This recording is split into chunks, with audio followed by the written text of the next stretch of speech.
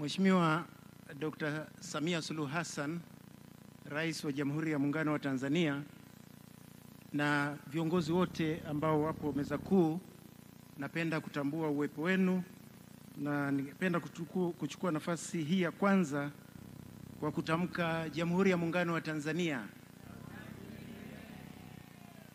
Mheshimiwa Rais, muda mfupi uliopita umenikabidhi funguo tatu: ufunguo wenye rangi ya dhahabu, ufunguo wenye rangi ya fedha na ufunguo wenye rangi ya shaba. Ninapenda kumshukuru Mwenyezi Mungu kwa subira ambayo Mahakama ya Tanzania imekuwa nayo kwa muda wa miaka 104 hadi kuweza kupata hizo funguo. Kwa niaba ya Mahakama ya Tanzania vile vile natoa shukrani kwako kwa kuiwezesha Mahakama ya Tanzania kujiunga na mihimili mingine katika kuhamia katika mji mkuu wa Tanzania, Dodoma. Kuhama sio rahisi. Imechukua miaka mingi sana, hatimaye Mahakama ya Tanzania imeweza kuhamia Dodoma, na mkono wako upo katika kuhama kutoka Dar es Salaam kuja rasmi Dodoma. Vile vile kwa niaba ya Mahakama ya Tanzania napenda kutanguliza shukrani kwa wewe kuiwezesha mahakama kufanya maboresho kupitia mipango ambayo mahakama ilijiwekea. Mpango mkakati wa miaka mitano, awamu ya kwanza na awamu ya pili, mpango wa programu ya maboresho awamu ya kwanza na ya pili, na programu ya ujenzi wa miundombinu ya mahakama awamu ya kwanza na awamu ya pili. Bila uwezeshaji, mipango hiyo ingebaki mipango tu katika karatasi. Sisi mahakama tunafurahia sana na tunashukuru sana kwa uwezeshaji mkubwa ambao mahakama imepata kutoka serikali yako unayoiongoza. Mheshimiwa Rais, majengo huzungumza. Kuna usemi ambao unasemwa kwamba buildings talk, buildings speak. Majengo ni kama lugha ya alama. Majengo hayazungumzi, lakini huwa yanatuma ujumbe mzito. Kwa kweli hili jengo linatuma ujumbe mzito sana, ukizingatia kwamba kwa muda wa miaka 104 makao makuu ya mahakama yamekuwa yakitoka kutoka sehemu moja hadi nyingine kwenye majengo ya kuazima, lakini hatimaye tumepata jengo ambalo limepewa sifa ambazo zimetajwa leo na wazungumzaji walionitangulia. Kwa hiyo haya majengo kwa sisi ambao tumekuwa katika maboresho ya mahakama kwa muda wa miaka 10 kuanzia 2015 kwa kushirikiana na Benki ya Dunia, kuna lugha ambayo majengo huzungumza. Hili jengo linazungumza lugha inayoitwa juditecture. Juditecture. Judi kwa maana ya Judicial Organization and Management, kwamba ukifika katika jengo hili utakutana na utawala bora, uwajibikaji na usimamizi bora wa mashauri, vile vile na utoaji wa huduma. Hiyo ni Judi. Tech ni teknolojia ya kisasa. Umejionea mwenyewe Mheshimiwa Rais, teknolojia ya kisasa yenye ubora, yenye viwango, ambayo inalinganishwa na teknolojia bora iliyo sehemu yoyote pale duniani. Kwa hiyo majengo tumesubiri miaka hiyo ili tuwe na teknolojia ya karne ya 21. Neno la tatu ni cha architecture. Jengo hili vile vile linazungumza lugha ya architecture, kwamba linatoa nafasi. Nakumbuka ulivyokuwa unaingia ndani ulishangaa ukubwa wa nafasi wa watu kukaa, watu kufanya shughuli mbalimbali, watu wengi kuingia katika jengo hilo bila msongamano kuonekana. Kwa hiyo hiyo ndio dhana ya ujenzi wa karne ya 21 ambayo sisi tumepata bahati ya kulitumia.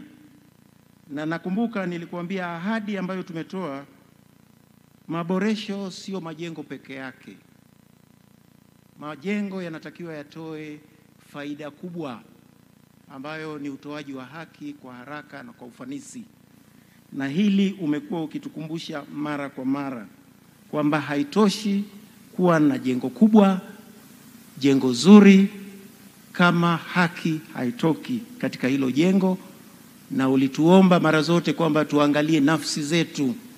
Je, nafsi zetu zinaendeleza haki au nafsi zetu sio za kuendeleza haki? Jengo hili Mheshimiwa Rais la Mahakama ambalo umelizindua leo, mimi linanikumbusha historia ya muda mrefu sana, kwa sababu mimi hupenda kurejea historia, kwa sababu ninaamini huwezi kujua Tanzania ijayo bila kujua tulikotoka na changamoto tulizopitia na namna gani tuliweza kukabiliana na hizo changamoto. Tanzania haikuanza leo, mahakama haikuanza leo. Kuna historia ya muda mrefu ambayo hili jengo ukiliangalia kwa makini kabisa linakupa hiyo historia. Wengi watauliza kwa nini kati ya kipindi cha mwaka kuanzia 2015 hadi 2025 kwa ghafla mahakama imejenga majengo mengi sana nchini kote. Mikoa yote, wilaya yote saizi kuna majengo, na hadi kufikia Disemba mwaka huu tutakuwa tumemaliza msongamano na mapungufu katika ngazi ya mahakama kuu, mahakama ya rufani, mahakama za wilaya na mahakama za hakimu mkazi nchi nzima. Hadithi haikuwa hivyo. Hadithi haikuwa hivyo, na hii hadithi inatokana na uwezeshaji mkubwa sana ambao serikali imekuwa ikijitokeza. Nitawapa mifano michache tu. Hadi kufikia 2015 ni mikoa 14 tu kati ya 26 ndiyo ilikuwa na majengo ya mahakama kuu.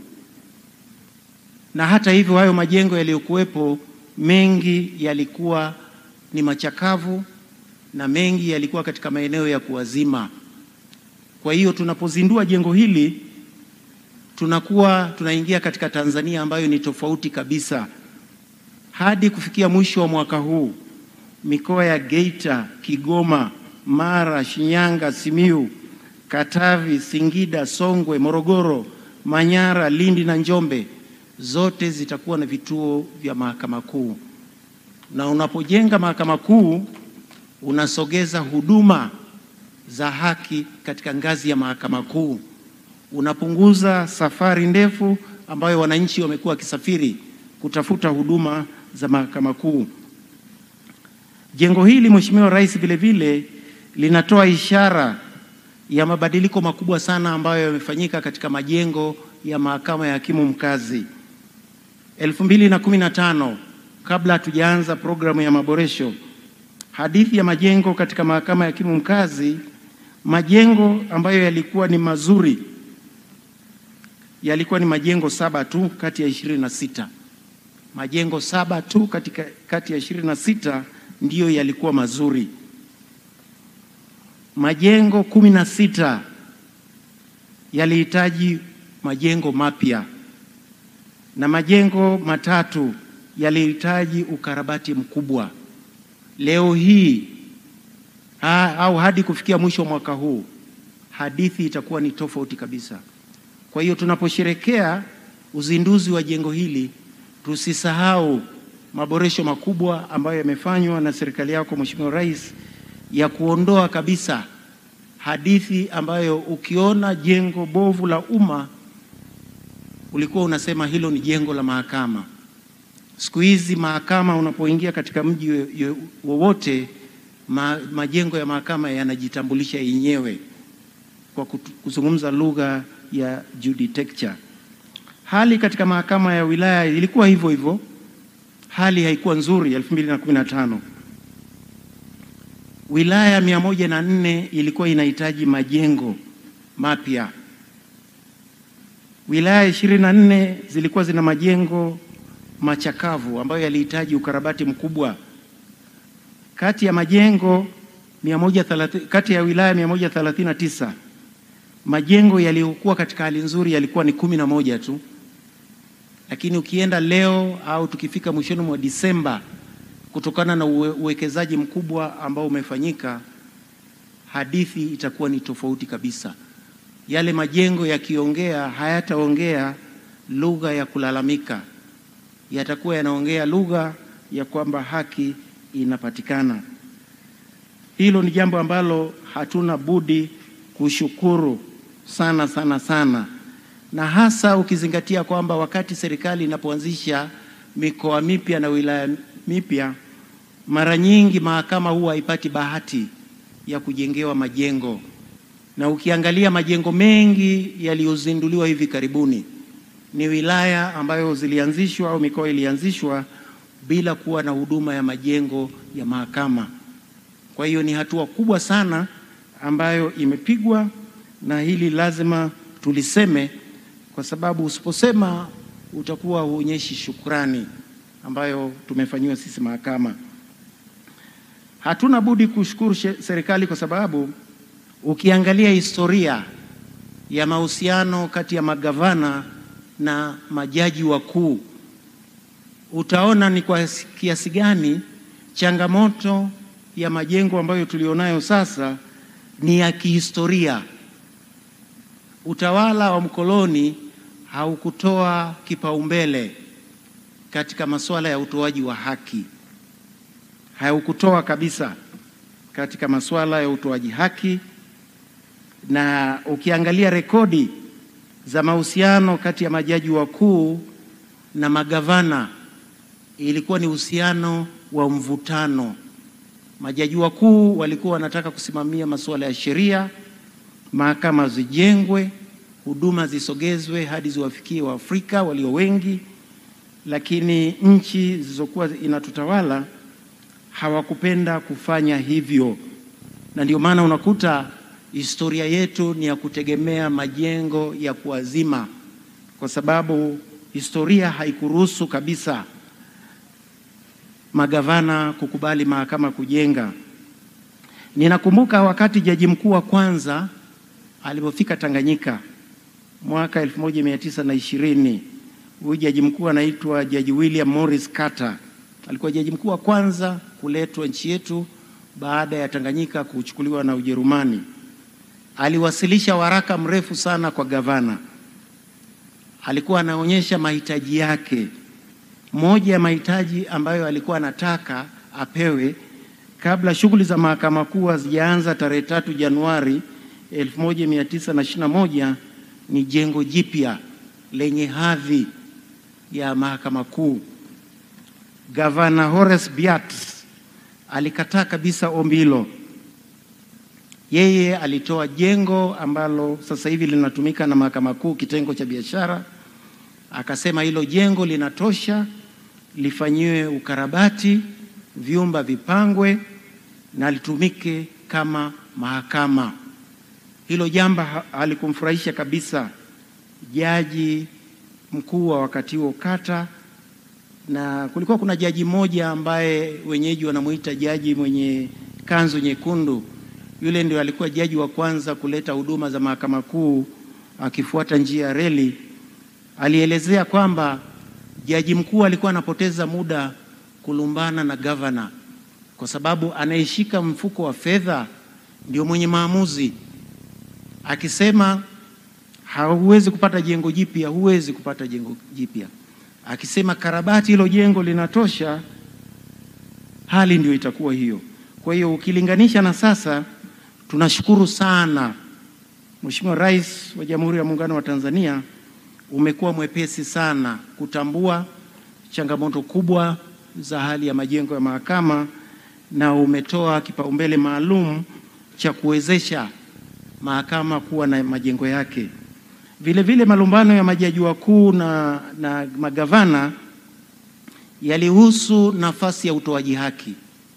Magavana walisema kwamba mahakama kuu ibaki ni mahakama ya kesi zile kubwa kubwa za mauaji na kesi za madai za wazungu, na mahakama za mahakimu ziwe ni zile mahakama ambazo wakuu wa wilaya na wakuu wa mikoa ndio walikuwa mahakimu, kwa sababu kwamba wao ndio walikuwa wanafahamu zaidi wa Afrika. Kwa hiyo ndio maana kulikuwa hakuna haja ya kujenga mahakama kuu, na mahakama kuu zilikuwa zinafuata njia ya reli Morogoro, Dodoma, Kigoma na Tabora na kutoa huduma. Swala la ujenzi halikupewa kipaumbele kabisa. Hii historia ni muhimu kwa sababu wengi wanaweza kukuuliza, Mheshimiwa Rais, kwa nini umewekeza nguvu yako kubwa kuhakikisha kwamba mahakama inapata majengo yake? Tatizo letu ni la kihistoria, na ninashukuru sana umeweza kuondoa hiyo changamoto ya kihistoria katika ngazi za juu za mahakama, ngazi ya mahakama ya rufani, ngazi ya mahakama kuu, ngazi ya hakimu mkazi na ngazi ya mahakama ya wilaya. Hiyo changamoto imekwisha kabisa. Changamoto ambayo imebaki, ambayo ni yetu wote, ni changamoto ya kusogeza huduma za mahakama ya mwanzo katika kata au tarafa za jamhuri yetu. Maeneo mengi ambayo ya nchi yetu bado hayapati huduma za mahakama ya mwanzo kwa sababu mahakama hizo bado ni mbali. Sasa katika dira ya 2050 hili ni eneo ambalo ni lazima tulifanyie kazi kwa pamoja, pengine hata kutumia TAMISEMI wachukue jukumu la kujenga mahakama za mwanzo ili tusogeze huduma kama ambavyo wanavyojenga hospitali na huduma zingine za kijamii. Huduma ya mahakama ya mwanzo ni huduma ya muhimu sana. Pengine Mheshimiwa, kabla ya kumalizia, nielezee tumefikaje hapa. Tumefikaje hapa hadi kupata jengo lenye hadhi. Nimesema kwamba gavana wa kwanza wa Tanganyika alimpa jaji mkuu wa kwanza jengo ambalo kwa sasa linatumika na mahakama kuu ya biashara. Mahakama kuu ilipata jengo lake zaidi ya miaka 37 tangu mwaka 1900, kuanzia 1921 hadi 58.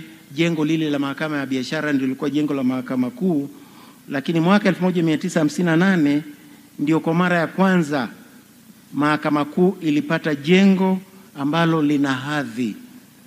Lile jengo kwa kweli lina hadhi ya kimahakama, na hadhi ile ni nzuri hadi leo. Lakini hadhi ile ilitikiswa sana mwaka 1977 wakati Jumuiya ya Afrika Mashariki ilipovunjika na Tanzania ikabidi iwe na mahakama yake ya rufani. Hakukuwa na jengo la mahakama ya rufani, ikabidi majaji wa mahakama ya rufani na majaji wa mahakama kuu wabanane katika lile jengo la mahakama kuu pale Mwembeni. Sasa mnapobanana kunakuwa hakuna hadhi. Sasa ilibidi itafutwe jengo lingine la muda ambalo lilikuwa zamani Dar es Salaam Club. Hili likafanyiwa marekebisho na mahakama ya rufani ikawa pale, na lugha iliyotumika wakati ule ni kwamba haya ni makao makuu ya mahakama ya rufani ya muda. Lakini tangu mwaka 1979 wakati hilo jengo lilipoanza kutumika na mahakama ya rufani hadi leo ulivyonikabidhi funguo, huo muda mfupi ulikuwa ni miaka 46. Kwa hiyo sio muda mfupi ambapo mahakama zimekaa katika jengo la kuazima ambalo halikuwa kwa matumizi ya mahakama. Mwaka 2011 hapo ndio wazo lilijitokeza la kutafuta sehemu ya kujenga makao makuu ya mahakama, na tulifanikiwa kupata kiwanja pale Chimala jijini Dar es Salaam. Ni kiwanja kidogo, na wakati huo ni bunge peke yake ndio walikuwa wamehamia Dodoma. Serikali ilikuwa imehama nusu. Sasa ilivyofika ile kasi ambayo serikali ilikuwa imehamia Dodoma, bunge liko Dodoma, shinikizo ilikuwa ni kubwa sana kwa mahakama. Hatuwezi kubaki Dar es Salaam wakati nchi imehamia Dodoma. Sasa lile wazo la kujenga katika kiwanja kile kidogo cha Chimala ilitikiswa tarehe 7 mwezi wa 12 2017 na aliyekuwa Rais wa Jamhuri ya Muungano wa Tanzania hayati Dr. John Pombe Joseph Magufuli. Alinialika Chamwino na aliulizia, mpango wenu mahakama wa kujenga makao makuu umefikia wapi pale Chimala? Nikamwambia ramani ziko tayari, michoro imekaa vizuri, tunasubiri uwezeshwaji wa serikali ya Jamhuri ya Muungano wa Tanzania ili tuanze ujenzi. Rais wa awamu ya 5 alinikumbusha kwamba ni yeye ndio alikitenga kile kiwanja alipokuwa waziri wa ujenzi, na akaniambia pale pale kwamba kile kiwanja anakijua ni kidogo, akasema hakina hadhi. Anasema kama mnataka makao makuu nitawatafutia kiwanja Dodoma. Tawatafutia kiwanja Dodoma. Na pale pale nilivyosema sawa, alipiga simu, akampigia aliyekuwa mkurugenzi wa manispaa ya Dodoma ambaye sasa ni mbunge wa Mlimba, Mheshimiwa Godwin Kunambi, akamwelekeza tafuta maeneo mawili, na aliyataja, alisema lazima yawe juu, na akatoa utani kidogo akasema ili muweze kumwangalia spika akitoka akiingia bungeni muweze kumuona asubuhi, ili naye ashawishike atafute kilima ajenge majengo ya bunge. Hiyo ndio sababu tukatafutiwa maeneo mawili. Eneo la Chimwaga lilikuwa na hekta 50, na ili eneo tukatafuta wataalamu wakaangalia chini ya mawe kuna nini, wakatupa ripoti ya kitaalamu, tukaona ili eneo ni bora zaidi. Kwa hiyo ingawa lile eneo la Chimwaga lilikuwa ni kubwa zaidi, lakini sisi tuliona hili linafaa na tukapata kitalu D, eneo hili la NCC Link. Na nakumbuka kabisa wakati tunakuja kuonyeshwa mipaka, tulikuwa wakati huo waziri wa Katiba na Sheria alikuwa Profesa Kabudi. Wakati tunazunguka kulikuwa kuna wenyeji wanakuja kuulizia tunafanya nini. Wengine walikuwa wanasema hivi viwanja vilikuwa ni vya babu yetu. Pale pale Mheshimiwa Kabudi akasema ataenda kuongea na mbunge wa Dodoma kuangalia kwamba hawa watu waelimishwe kwamba hii mahakama inapokuja hapa Dodoma ni jambo kubwa la kimaendeleo. Hatukuwaona tena, tunajua Mheshimiwa mbunge na Mheshimiwa waziri walimalizana na wananchi hao, na ndio maana tukapata hili kiwanja. Vile vile tulipata mtikisiko kidogo baada ya kupata kiwanja, tukaambiwa kwamba treni ya SGR njia yake ndiyo hiyo. Tulidhani ingemega sehemu kubwa sana. Tukakumbuka yule jaji mwenye kanzu nyekundu ambaye alikuwa anatumia njia ya treni kusogeza huduma za haki, tukadhani hizi treni zinapenda kufata sana mahakama, lakini tulikuwa tuna bahati, walimega tu sehemu ndogo, tukabaki na sehemu kubwa, lakini imeongeza hadhi ya mahakama. Na mmeona leo wakati makala ikiendelea, treni ya SGR ilikuwa inapiga kasi pale, na hiyo inakuonyesha hiyo ndio kasi ya utoaji wa haki. Mwaka 1900 wakati tunatumia reli ya kati kusogeza haki mikoani, walikuwa watumii nguvu ya umeme, walikuwa wanatumia mvuke. Safari ilikuwa siku kadhaa. Yule jaji mwenye kanzu nyekundu anasimulia jinsi safari ilivyokuwa ndefu, na alikuwa akitoa haki pale Bomani, watu wanakusanyika. Lakini reli ya SGR inatukumbusha kwamba tuko kwenye karne ya 21. Ni karne ambayo haki inatakiwa iwe katika kasi ambayo imeonyeshwa hapo tulivyokuwa hapa. Hili eneo lina faida kubwa sana. Hili eneo lina faida kubwa sana ambalo kwa bahati nzuri nimeandika katika hotuba yangu. Namuona MC Shaban Kisu, yeye anaangalia time. Nitawaomba tu msome hotuba yangu ambayo nimetoa historia ndefu kuhusu mahakama hii, nimalizie tu kwa kuwasilisha shukrani kubwa sana kwa Mheshimiwa Dr. Samia Suluhu Hassan. Nakumbuka ulipohutubia bunge, siku ambayo unahutubia bunge, na mara nyingi nchi inapopata kiongozi mpya, hii mihimili huwa inakuwa na shauku ya kujua mwelekeo wa kiongozi mpya.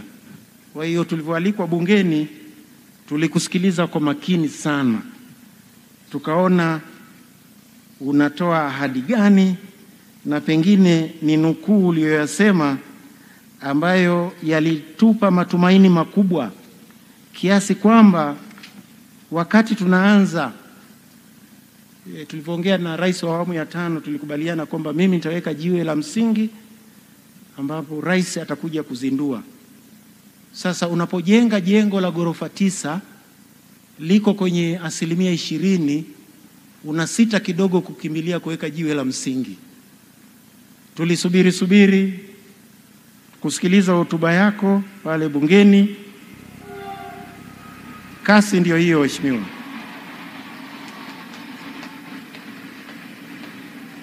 Huo ndio mwendo wa utoaji wa haki.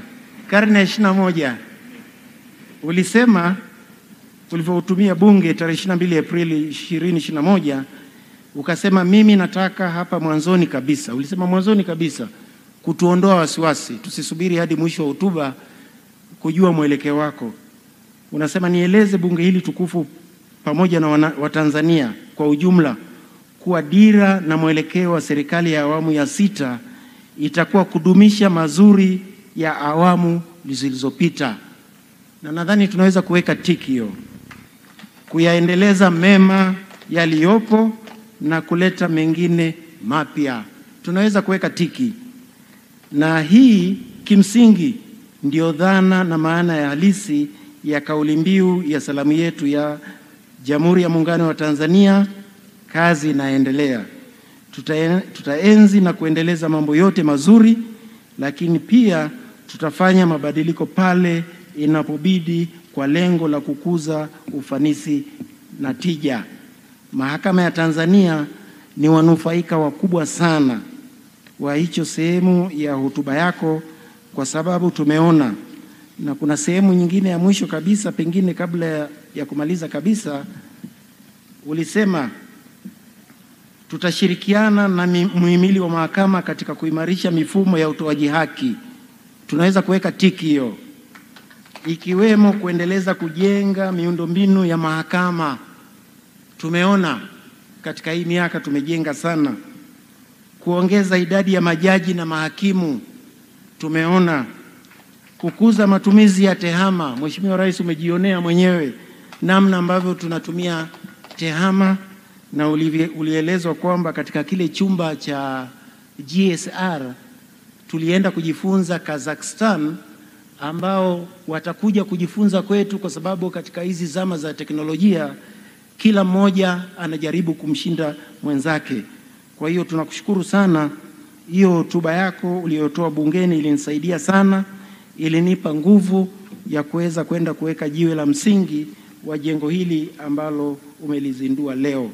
Baada ya kusema hayo, Mheshimiwa Rais, napenda kukukaribisha na kukushukuru sana kwa kuweza kuwa mgeni rasmi katika tukio la leo. Nakushukuru sana. Asante sana Mheshimiwa Jaji Mkuu. Sasa wote tusimame na zile bendera tupeperushe. Peperusha bendera, peperusha bendera, peperusha bendera. Tanzania oye! Tanzania oye! Mheshimiwa Dr. Samia Suluhu Hassan oye! Maendeleo oye! Nakushukuru MC. Waheshimiwa, tukae.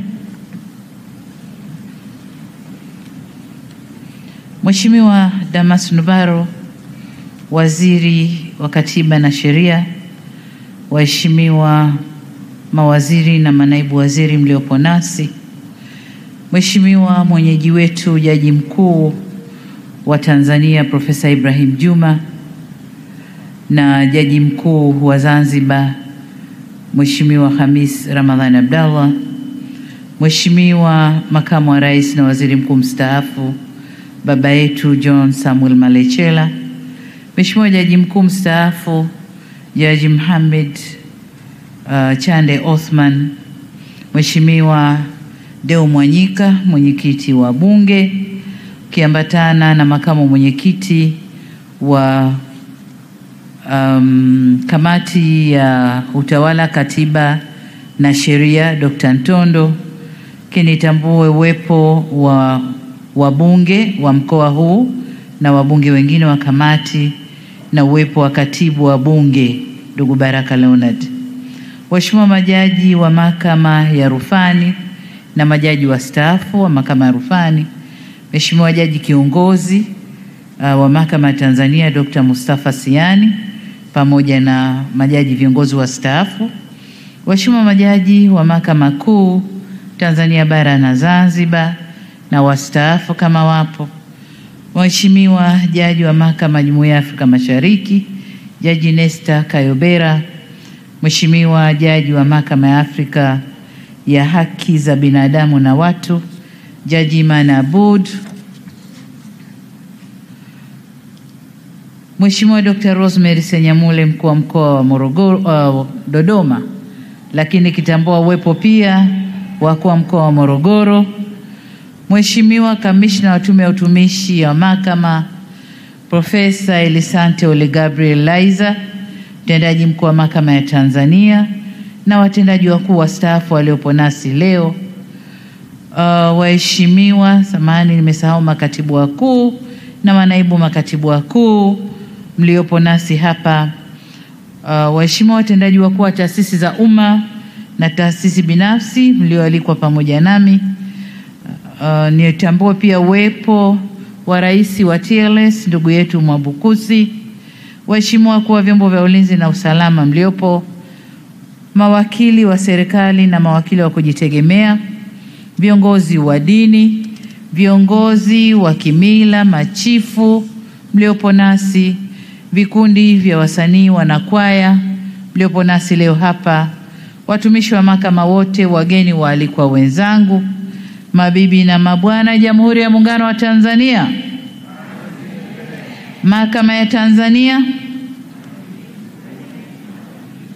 Nashukuru sana Mheshimiwa Jaji Mkuu, awali ya yote nami niungane na walionitangulia kumshukuru Mwenyezi Mungu kwa hatua kubwa tuliofikia na leo kukutana hapa kuja kuzindua makao makuu ya Mahakama ya Tanzania, vile vile jengo la tume ya utumishi wa mahakama na nyumba 48 za makazi ya majaji hapa Dodoma. Namshukuru Mungu kwa kutuwezesha hayo. Kwa hakika Mheshimiwa Jaji Mkuu, leo tumeandika historia nyingine kubwa zaidi ya ile ya tarehe 6 Oktoba mwaka 2021 ambapo nilizindua majengo ya vituo jumuishi 6 vya utoaji haki hapa jijini Dodoma. Historia tunayoshuhudia leo ni ya kipekee ni ya kipekee zaidi, kwani kwa mara ya kwanza tangu mhimili huu wa mahakama kuanzishwa au kuanza rasmi nchini zaidi ya miaka 100 iliyopita, leo ndio tumekamilisha kuwa na makao makuu kamili ya mahakama. Sote tumesikia safari ndefu na yenye changamoto nyingi ambayo mhimili huu umepitia. Nimepewa taarifa kuwa miaka 1990 ilifika kipindi mahakama zetu zilipungukiwa mahitaji muhimu, ikiwemo hata karatasi za kuandikia hukumu, hususan kwenye mahakama za mwanzo, hali iliyolazimisha kuandika hukumu hiyo kwenye madaftari yale ya watoto wa shule, au yakikosekana aina nyingine za makaratasi. Hali hii si jambo la kujinasibu nalo, si jambo la kujisifia, lakini kama historia lazima tukumbuke, kama safari lazima tukumbuke. Nalisemea hili kuonesha